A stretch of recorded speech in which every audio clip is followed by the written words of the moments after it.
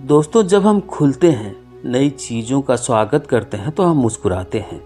हम पहले से बेहतर बनते हैं, हमारा दिमाग और भी विकसित होता है और हम नई नई चीज़ें सीख कर आगे बढ़ते रहते हैं, जिससे हमारे जीवन में और खुशियाँ आती है। इतना कहने के बाद बौद्ध भिक्षु थोड़ी देर के लिए रुके और फिर एक हल्की सी मुस्कान ली और फिर कहा, तो अब तक तो तुम समझ ही गए होगे और यह अनुमान भी लगा लिया होगा कि तुम अभी कहाँ पर खड़े हो और तुम्हें अपने अंदर क्या क्या बदलाव लाना है। बौद्ध भिक्षु के मुंह से यह बात सुनकर उस नौजवान लड़के ने हाँ में अपना सिर हिलाया और इस अमूल्य जानकारी के लिए बौद्ध भिक्षु को धन्यवाद किया।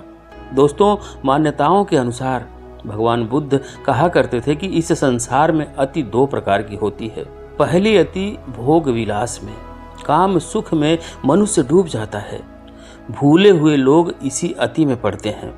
दूसरी अति होती है शरीर को अधिक पीड़ा देकर तपस्या करना, विभिन्न संसाधनों के जरिए खुद को कई प्रकार के कष्ट में डालना। दोस्तों, दोनों अति को छोड़कर तथागत ने एक मध्यम मार्ग खोज निकाला, जिसे अष्टांगिक मार्ग कहते हैं। महात्मा बुद्ध के अनुसार जो भी मनुष्य अष्टांगिक मार्ग पर चलता है, उसे शांति और ज्ञान की प्राप्ति होती है। भगवान बुद्ध द्वारा कही गई बातें आज भी लोगों का मार्गदर्शन कर रही हैं, जिनको जीवन में अपनाने में सफलता और शांति की प्राप्ति होती है। मन का शांत होना कितना जरूरी है, चलिए इस कहानी के माध्यम से समझते हैं। दोस्तों, एक गांव में रहने वाला एक नौजवान लड़का अपने मानसिक डर से बहुत परेशान था। उसे हमेशा किसी न किसी बात का डर लगा ही रहता था।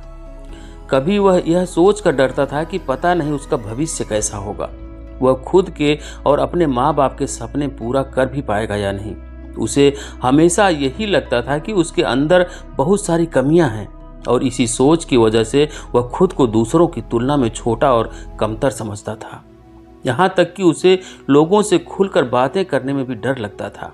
जब वह लोगों के साथ उठता बैठता था या बातें करता था तो उसे लगता था कि लोगों का ध्यान सिर्फ उसकी कमियों की तरफ है, इसलिए वह लोगों के सामने असहज और घबराहट महसूस करता था।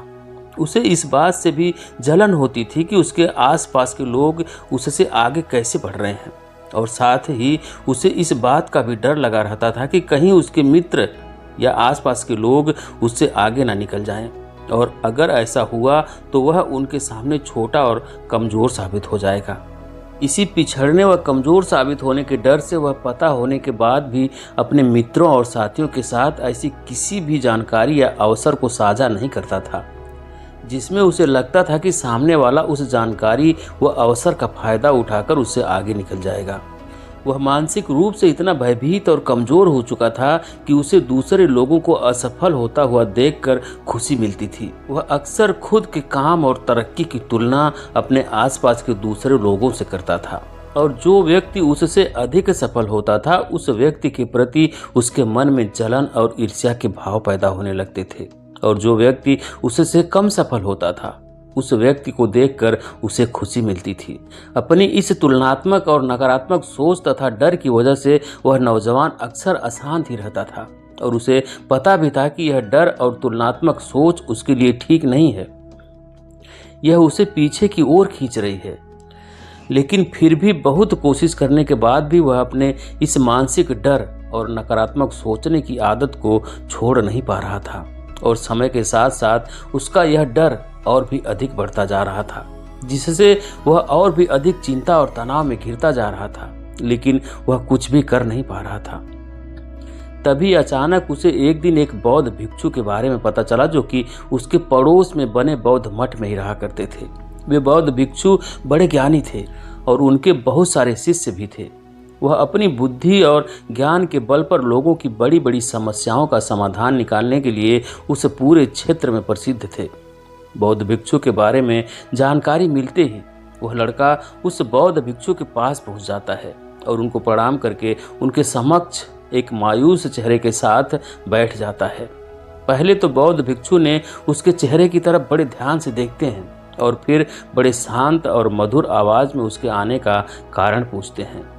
उस नौजवान लड़के ने बड़े ही मायूस और दुखी मन के साथ अपनी कहानी सुनानी शुरू की। उसने कहा, हे गुरुवर, मैं अक्सर डरा हुआ और अशांत रहता हूँ। मैं अक्सर अपने भविष्य और काम को लेकर चिंतित रहता हूँ। मैं हमेशा भयभीत रहता हूँ। मुझे हमेशा दूसरों से पिछड़ने और कमजोर साबित होने का डर सताता रहता है। मुझे दूसरों की सफलता देखकर जलन और ईर्ष्या होती है और उनकी असफलता में खुशी मिलती है। मैं हर पल खुद पर संदेह करता रहता हूँ और दूसरों से खुद की तुलना करता रहता हूँ, जिसकी वजह से मैं अंदर से बहुत ही अशांत और परेशान हो चुका हूँ। और इस अशांति व डर की वजह से मैं अपने जीवन में कुछ बड़ा नहीं कर पा रहा हूँ। हे गुरुवर, मैं आपके पास बड़ी उम्मीद लेकर आया हूँ। कृपया मुझे कोई सही मार्ग दिखाएं। बौद्ध भिक्षु ने उस नौजवान लड़के की बात पूरे ध्यान से सुनने के बाद एक शांत व गंभीर आवाज में कहना शुरू किए कि ये सभी डर और लक्षण केवल उस व्यक्ति में पाए जाते हैं जिसमें आत्मविश्वास की कमी है, जिसे खुद पर भरोसा नहीं है और जो खुद के साथ सहज नहीं है। क्योंकि जिस व्यक्ति को खुद पर भरोसा है और जो व्यक्ति खुद से जुड़ा हुआ है, वह कभी भी किसी और की सफलता पर दुखी नहीं होगा और ना ही किसी के असफल होने पर उसे खुशी होगी। एक आत्मविश्वास से भरा व्यक्ति इस डर में नहीं जीता कि वह लोगों से पिछड़ जाएगा या फिर उनकी नज़रों में कमजोर साबित हो जाएगा, क्योंकि उसे अपनी काबिलियत और मेहनत पर पूरा भरोसा होता है। इसलिए वह हर परिस्थिति में अपना सर्वश्रेष्ठ देने का प्रयास करता है।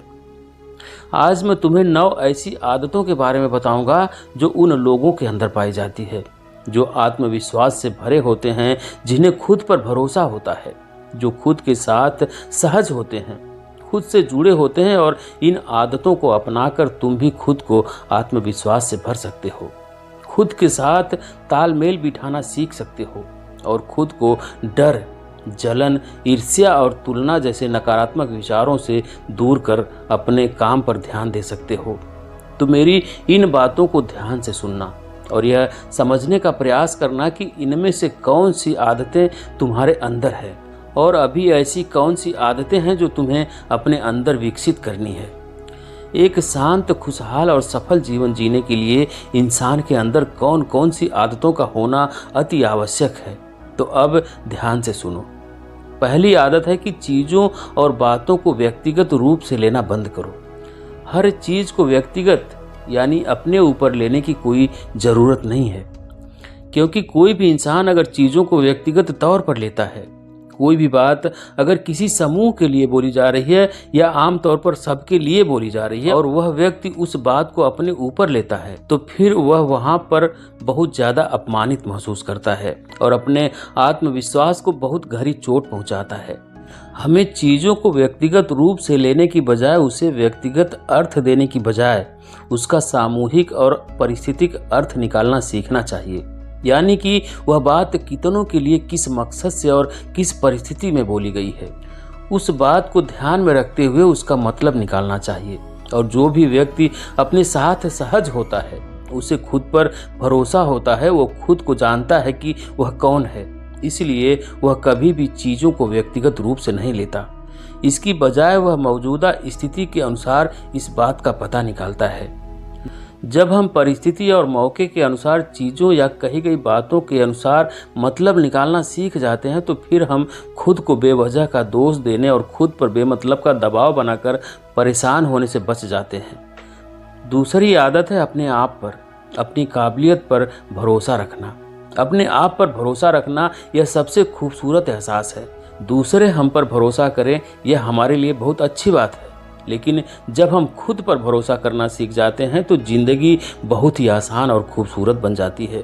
क्योंकि जब हमारा खुद पर विश्वास पक्का हो जाता है तो फिर कोई हमारा साथ दे या ना दे, हम जिंदगी में आगे बढ़ते जाते हैं।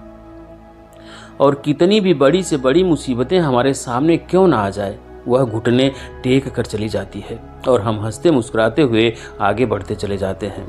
आत्मविश्वास से भरे लोगों की तीसरी आदत है कि उनकी जिंदगी में एक ठहराव होता है और वो बिना किसी घबराहट के अपना पर्याप्त समय लेते हैं। जिंदगी में सब कुछ तुरंत नहीं मिलता और ना ही हर समय परिस्थितियां हमारे अनुकूल होती हैं। ऐसा नहीं होता कि सब कुछ एकदम से और तुरंत हो जाएगा। कई बार ऐसा होता है कि हमें रुकने की ज़रूरत पड़ती है, चीज़ों को ठीक से समझने और करने के लिए थोड़ा ठहराव की ज़रूरत पड़ती है। और इस बीच यह जो समय लगता है, इसमें ज़्यादातर लोग अपना धैर्य खो देते हैं। लेकिन जो मजबूत इंसान होगा, जो अपने साथ सहज होगा, उसमें यह खासियत होगी, वह थोड़ा सा समय लेगा, लेकिन उसे भरोसा होगा कि जो समय वह ले रहा है या जो समय उस काम में लगा रहा है, वह वास्तव में उसे और उसकी ज़िंदगी को बेहतर बना रहा है। तो वह इंसान खुशी खुशी अपना समय लेगा और इंतज़ार करेगा, विचलित नहीं होगा। परेशान होने की बजाय उसके अंदर बहुत सारा धैर्य और आभार होगा कि चलो चीज़ें कम से कम बेहतर तो हो रही हैं। तो वह समय की कद्र करेगा, अपने अंदर शांति बनाए रखेगा और समय बहुत ही अच्छे से और शांति से बीत जाएगा। आत्मविश्वास से भरे और मानसिक रूप से मजबूत लोगों की चौथी आदत है कि वह दूसरों को भी आगे बढ़ाने में विश्वास करते हैं। एक मजबूत इंसान ही दूसरे इंसान को भी आगे बढ़ा सकता है, उसे ऊंचा उठा सकता है, उसे कुछ सिखा सकता है। जो इंसान खुद में मजबूत होता है, खुद को पसंद करता है, खुद के साथ सहज होता है, अपने आप से संतुष्ट होता है, वही इंसान दूसरे की मदद कर सकता है। लेकिन जो खुद ही कमज़ोर है, स्वयं से संतुष्ट नहीं है, वह क्या दूसरों की मदद करेगा। उसे तो खुद दूसरे लोगों से मदद की ज़रूरत है। लेकिन जो इंसान खुद पर भरोसा करता है, वह खुद के साथ सहज और संतुष्ट होता है। इसीलिए वह किसी भी प्रकार की जलन, ईर्ष्या और तुलना के चक्कर में नहीं पड़ता। उसे दूसरे लोगों की मदद करने में भी खुशी मिलती है, क्योंकि वह जानता है कि जितना मैं मजबूत हूँ, उतना ही अगर कोई और मजबूत बनता है तो मजबूत लोगों का एक समूह बनेगा और सब मिलकर मजबूती से आगे बढ़ेंगे। खुद पर भरोसा करने वाले और मानसिक रूप से मजबूत लोगों की पांचवी आदत है कि वह बिना क्रोधित हुए, बिना अपना आपा खोए, बिना किसी को नुकसान पहुंचाए और बिना डरे अपनी बात को अच्छे तरीके से रखना जानते हैं, क्योंकि ऐसा इंसान अपने साथ सहज और ईमानदार होता है। इसलिए उसे अपनी गलतियों के बारे में भी पता होता है और यह भी पता होता है कि कहाँ पर वह कमज़ोर है। इसलिए वह अपनी गलतियों को पूरी विनम्रता से स्वीकार करता है और जब वह सही होता है तो बिना डरे अपना पक्ष लेता है और अपनी बात पूरी मजबूती के साथ रखता है। लेकिन अपने शालीनता के दायरे में रहते हुए, बिना अपनी मर्यादा को खोए हुए, वह इंसान बहुत अच्छे तरीके से अपनी बात को 100 लोगों के सामने रखना हो, 1000 लोगों के सामने या फिर पूरी दुनिया के सामने, वह यह अच्छे तरीके से जानता है कि उसे कब क्या कदम उठाना है। इसी प्रकार से इन लोगों की छठी विशेषता है कि यह लोग मानसिक और भावनात्मक रूप से मजबूत और शक्तिशाली होते हैं। सही मायने में मजबूत और अंदर से शक्तिशाली कौन है? जिसे ज्ञान होता है, लेकिन उस ज्ञान का कोई घमंड नहीं होता, जिसे सही समय पर सही काम करना आता है, जिसे विनम्र रहना आता है, जिसे दूसरों की मदद करना आता है। वही इंसान वास्तव में शक्तिशाली होता है, स्वतंत्र होता है, आत्मविश्वासी होता है, संतुष्ट होता है। तो सही मायनों में एक मजबूत इंसान की पहचान ऐसे होती है कि वह अपने जीवन के सभी आयामों को मजबूत रखता है और खुद की ही तरह दूसरों को भी शक्तिशाली बनाने में विश्वास रखता है, क्योंकि वह जानता है कि सकारात्मक शक्ति को जितना फैलाया जाएगा वो उतने ही गुना बढ़कर उसके पास वापस आएगी और वह और भी शक्तिशाली होता चला जाएगा। तुम खुद सोचो, अगर तुम किसी कमज़ोर लोगों के समूह में रहोगे तो क्या होगा? धीरे धीरे तुम भी कमज़ोर बन जाओगे। लेकिन अगर तुम शक्तिशाली लोगों का समूह बनाओगे, उनकी शक्ति बढ़ाओगे तो क्या होगा? धीरे धीरे तुम्हारी भी शक्ति बढ़ती चली जाएगी। तो ऐसे लोग सही मायनों में शक्तिशाली होते हैं। आत्मविश्वास से भरे और खुद से जुड़े लोगों की सातवीं आदत है कि ये लोग अपनी ज़िंदगी से संतुष्ट होते हैं। इसका मतलब यह नहीं कि उन लोगों को आगे चलकर कुछ करने का जोश नहीं होता, आगे तो बहुत कुछ करना होता है, लेकिन अभी जो है उसके लिए धन्यवाद से भरे हुए होते हैं, संतुष्ट होते हैं, खुश होते हैं। दिल में सुकून, प्यार और एक सकारात्मक जज्बा होता है, क्योंकि संतुष्टि और धन्यवाद के भाव से ही आगे चलकर सफलता हमारे पास आती है, सौभाग्य हमारे पास आता है। लेकिन अगर हम असंतुष्ट हैं तो हम खुद से नाखुश रहेंगे, अपने अंदर बहुत सारी कमियां निकालेंगे, अशांत रहेंगे, जिससे यह ब्रह्मांड की शक्ति या प्रकृति भी कहेगी कि हर समय रोता ही रहता है, कमियां ही निकालता रहता है, छोड़ो इसे।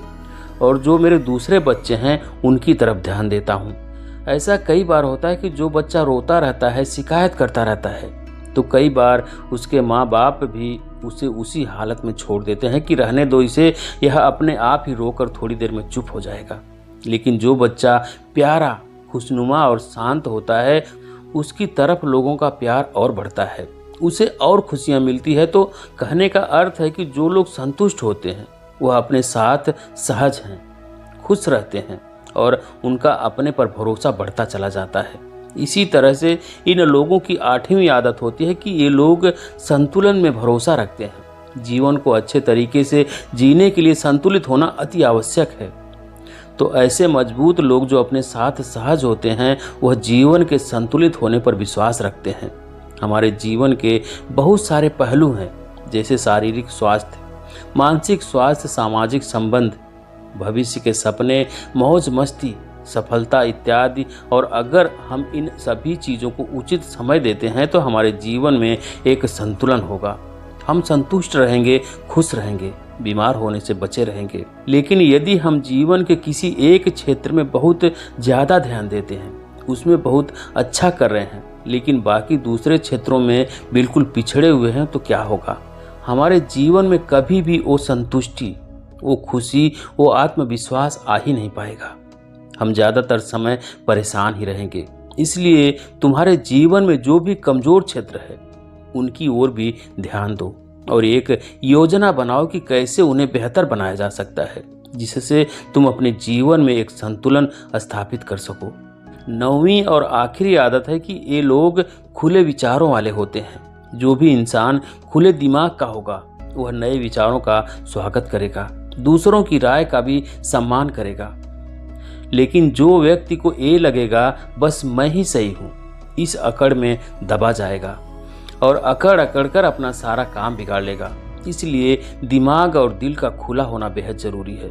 मैं जैसा हूँ वो हूँ, लेकिन अगर दूसरा मुझसे अलग है, इसका मतलब ये नहीं है कि वह गलत है।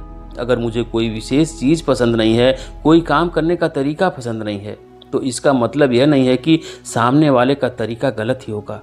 तो विचारों का खुला होना बेहद ज़रूरी है। नई चीज़ों को सीखना, चाहे वह कोई काम हो, कला हो, उनका स्वागत करना, उनकी अच्छाई की तारीफ करना, बदलाव को स्वीकार करना, यही सब चीज़ें होती है जो खुले विचारों वाले इंसान की पहचान होती है।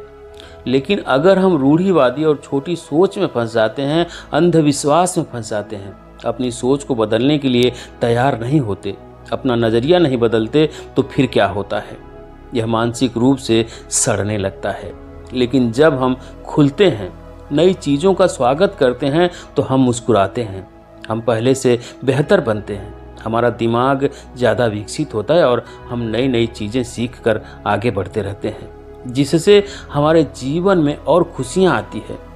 इतना कहने के बाद बौद्ध भिक्षु थोड़ी देर के लिए रुके और फिर एक हल्की सी मुस्कान ली और कहा, अब तक तो तुम समझ गए होगे और यह अनुमान भी लगा लिया होगा कि तुम अभी कहाँ पर खड़े हो और तुम्हें अपने अंदर क्या क्या बदलाव लाने हैं।